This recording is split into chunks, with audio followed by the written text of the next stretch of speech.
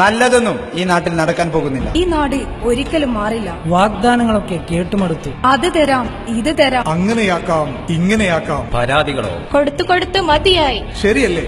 ഇത്ര കാലമായിട്ടും ഒന്നും മാറിയിട്ടില്ല. സർക്കാരും നേതാക്കളും മാറിക്കൊണ്ടേയിരിക്കും. പക്ഷേ നമ്മുടെ പ്രശ്നങ്ങളോ? ആർക്കാണ് അതൊക്കെ നോക്കാൻ നേരം? നിങ്ങൾ എന്താ കരുതിയത്? ഇവിടെ ഒന്നും നടക്കാൻ പോകുന്നില്ല. ഇന്നലെ വരെ എത്ര പെൺകുട്ടികളാ നമ്മുടെ നാട്ടിൽ ആക്രമിക്കപ്പെട്ട് മാനഭംഗത്തിനിരയായി കൊല്ലപ്പെട്ടത്? ഇതൊന്നും ഇപ്പോ ഒരു വിഷയമേ അല്ലാതായിരിക്കുന്നു. എന്താ കാരണം? എന്തുകൊണ്ടാ ഇങ്ങനെ?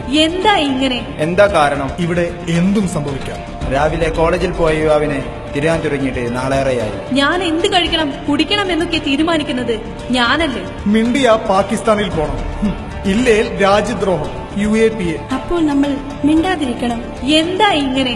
എന്തുകൊണ്ടാ ഇങ്ങനെ? എന്തിനാ ഇങ്ങനെ? എന്താ കാരണം? കാരണം നമ്മുടെ നാട് മാറാൻ പോകുന്നില്ല.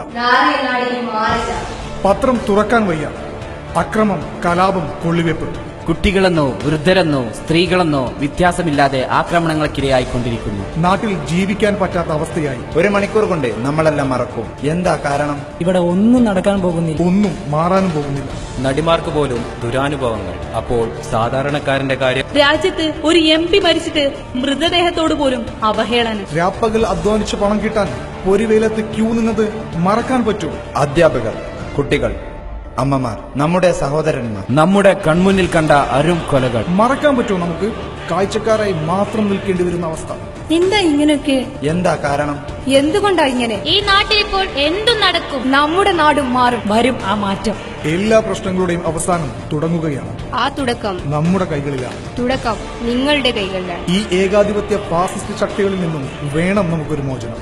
PK കുഞ്ഞാലിക്കുട്ടി സാഹിബിന് കോണി അടയാളത്തിൽ വോട്ട് ചെയ്യും. ബഹുസ്വരതയുടെ മതേതര മുന്നേറ്റത്തിന് ഒന്നായി കൈകോർക്കാം. മുഴങ്ങട്ടെ ശബ്ദം അനീതിക്കെതിരെ. പറയേണ്ടവർ പറയുമ്പോൾ കേൾക്കേണ്ടവർ കേൾക്കും. മാറ്റത്തിനായി കാത്തിരിക്കും. ഇപ്പോ സ്വന്തം നാടിനെ ഈ ഏകാധിപത്യ ഫാസിസ്റ്റ് ശക്തികളിൽ നിന്ന് മോചിപ്പിക്കാൻ വേണ്ടി നിങ്ങളെല്ലാവരും വേണ്ട ശക്തി എനിക്ക് തരണം എന്ന് ഞാൻ അപേക്ഷിക്കുകയാണ്.